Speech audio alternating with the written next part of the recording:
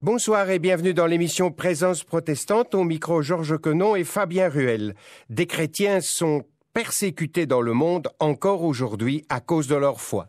Ce soir, nous nous arrêterons sur ce phénomène de persécution, de discrimination qui, bien sûr, touche tant d'autres groupes humains dans le monde et qui n'épargne pas les chrétiens, particulièrement dans un certain nombre de régions de notre planète. Pour nous en parler, nous avons invité M. Patrick Victor, directeur de l'ONG Portes Ouvertes Belgique. Bonsoir. Oui, bonsoir Fabien, bonsoir Georges. Bonsoir Patrick Victor et merci d'avoir répondu positivement à notre invitation. Depuis quelque temps, la presse écrite et parlée nous informe sur les violences faites aux chrétiens, des destructions d'églises. C'est un phénomène historique, la persécution des chrétiens. Oui, c'est un phénomène historique, mais on peut dire aussi que c'est un phénomène très très actuel aujourd'hui parce que la persécution des chrétiens est au plus haut niveau de tous les temps. Et aujourd'hui, suivre Jésus a un coût dans certains pays du monde. Et nous disons que la persécution, c'est une violation de la Déclaration universelle des droits de l'homme. La liberté de religion doit être un droit indépendant des lois, des croyances et des coutumes d'une société. Et justement, que faites-vous pour celles et ceux qui souffrent? Que fait l'association Portes Ouvertes en leur faveur? Alors tout d'abord, je voudrais dire que l'article 18, 19 et 20 de la Déclaration universelle des droits de l'homme donne à chacun la liberté de pensée, de religion et aussi le droit à la conversion, le droit à la liberté d'opinion, ce qui veut dire le droit au partage de sa foi, et ensuite la liberté de réunion qui permet de se rassembler pour un culte. Et donc la persécution est à la fois un problème des droits de l'homme, mais aussi un problème spirituel. Alors que faisons-nous en tant qu'ONG? Nous soutenons les chrétiens partout là où ils sont persécutés en leur apportant un soutien spirituel, moral et humanitaire. Alors, pourquoi cette appellation Portes Ouvertes? Oui, bon, c'est mieux de s'appeler Portes Ouvertes que de s'appeler Portes Fermées. Par contre, c'est tout un programme. C'est tout un programme. Nous nous appelons Portes Ouvertes parce que nous pensons que la mission nous appelle à aller là où les chrétiens sont opprimés, surtout là où ils sont le plus fortement opprimés. Alors, qui dit Portes Ouvertes, dit aussi naissance. Comment votre association a-t-elle vu le jour? Alors, notre association est née en 1955 grâce à l'action d'une personne, un Hollandais qui s'appelle Frère André et qui en 1955 a fait un voyage à Varsovie en Pologne et il a été étonné de voir que dans les églises, il n'y avait pas de Bible. Et donc, le ministère a débuté en faisant de la contrebande de Bibles derrière le rideau de fer. Nous étions en 1955, en 1956, et avec le temps, ce ministère s'est en fait étendu à plus de 60 pays dans le monde aujourd'hui. Donc on peut dire qu'il y a plus de 60 pays où les chrétiens sont persécutés. Oui, aujourd'hui, nous disons qu'il y a 76 pays où les chrétiens sont le plus fortement persécutés et discriminés pour leur foi chrétienne. Et quand on dit chrétien, il s'agit de toutes les familles du christianisme. Il s'agit de tous les chrétiens, de toutes les dénominations, que ce soit les dénominations historiques, les catholiques, les orthodoxes, les protestants, les expatriés, les chrétiens qu'on appelle des nouvelles dénominations, comme les pentecôtistes, les évangéliques, mais aussi les convertis qui représentent de plus en plus un mouvement important dans le monde. Et pour vous, Monsieur Patrick Victor, comment en êtes-vous arrivé à vous engager dans cette ONG? Eh bien, j'étais dans une église qui avait vraiment pour cœur l'église persécutée. Et un jour, j'ai eu une conviction très forte de quitter un métier confortable de directeur commercial à l'international pour rejoindre cette mission. C'est une vocation. C'est une vocation, c'est un appel. On l'a déjà évoqué, l'ONG est présente dans différents pays. Vous avez dit le nombre. Quelles sont leurs actions en général? Alors, nous avons plusieurs types d'actions.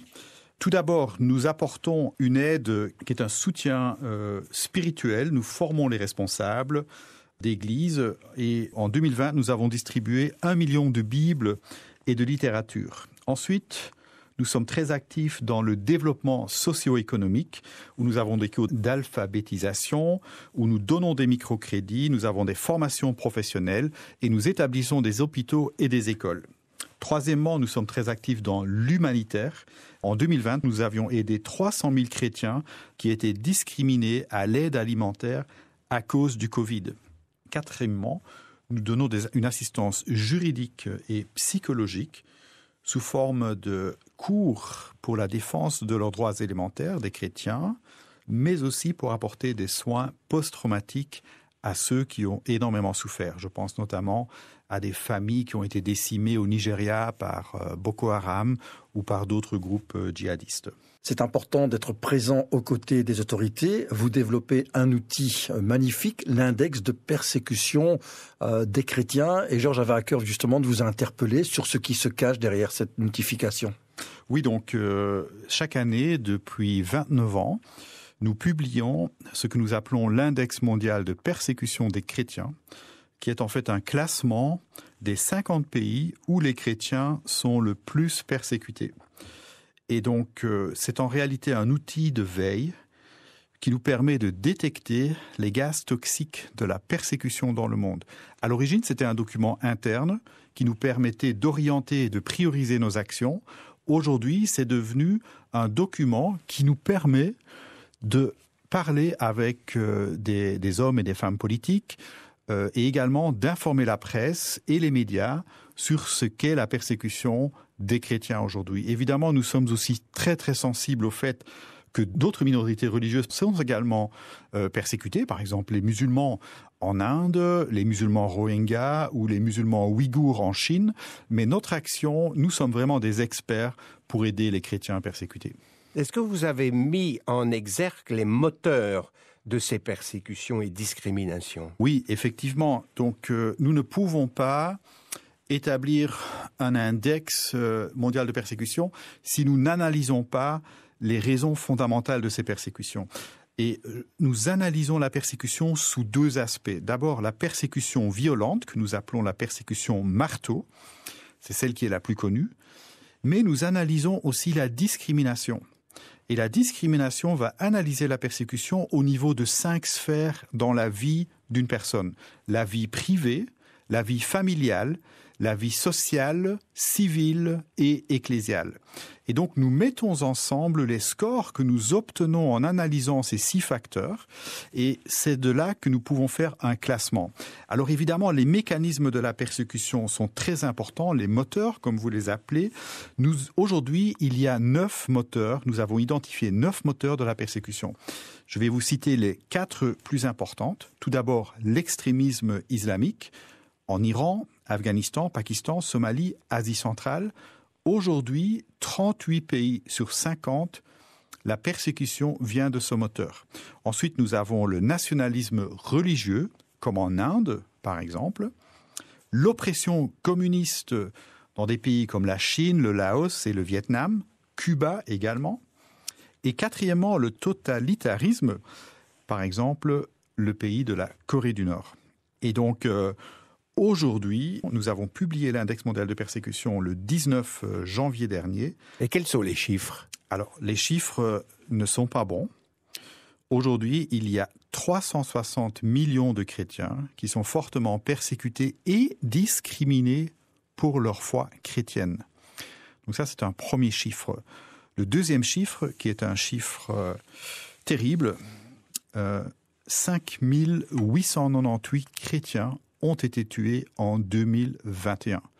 C'est une augmentation de 24% par rapport à 2020. Donc c'est en recrudescence. Oui, il y a une augmentation très forte de la persécution des chrétiens. Et aujourd'hui, on est vraiment à un maximum. Et ce que nous observons, c'est que la persécution violente passe vraiment au rouge. Vous savez, en 2021, 4650 chrétiens au Nigeria ont été massacrés.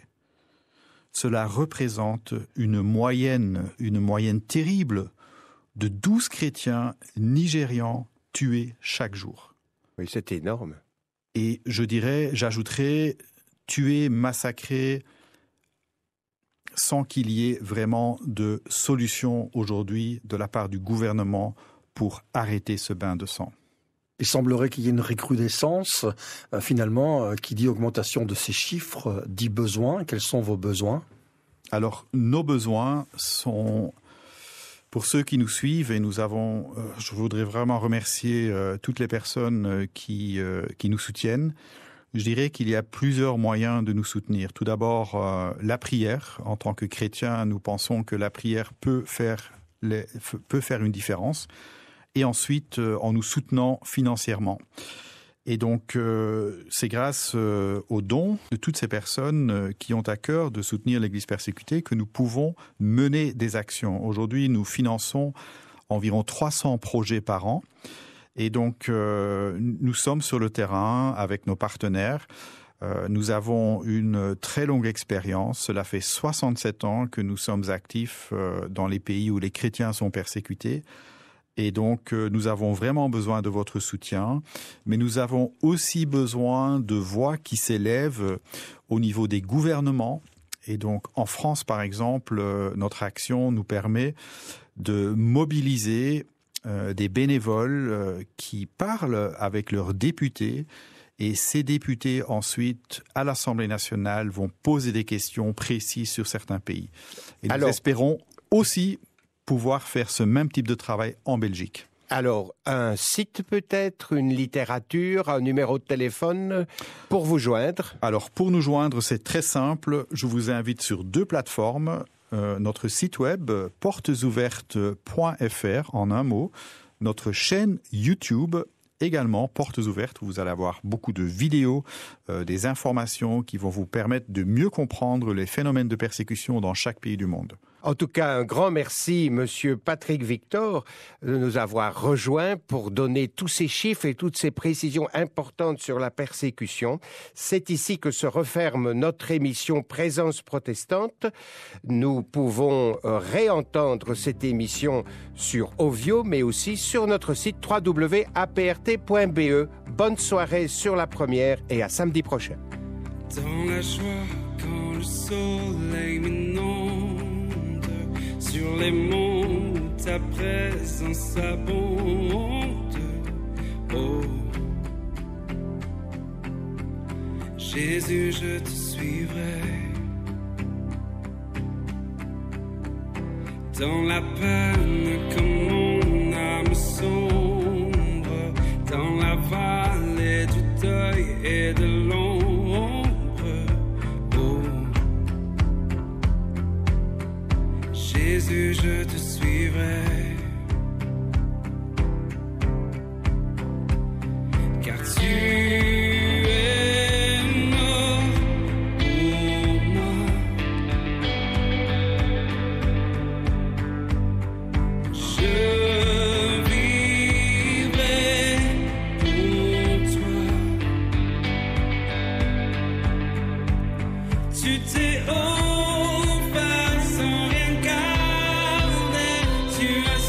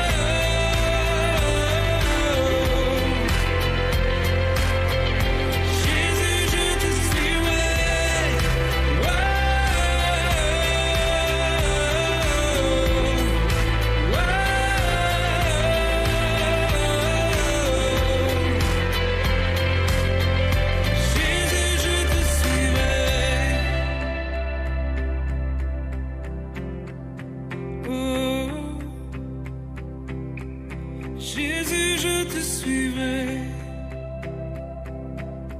Oh, mon Dieu, oh. Jésus, je te suivrai.